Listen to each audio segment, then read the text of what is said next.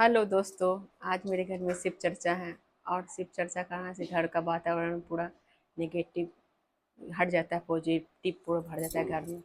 और देखिए, ये है शिव गुरु जिसका पूजा करते हैं। शिव गुरु को ही, भोले बाबा को ही शिव गुरु बोलते हैं। और ये है हमारी दुर्गा माँ जो उसके बगल में बैठी हुई है। बोलता है पति पत्नी का पूजा साथ में होता है, बिना शिव की शक्ति अधूरे हैं। और ये हमारी बड़ी दुर्गा, मुंगेर की बड़ी दुर्गा माँ है।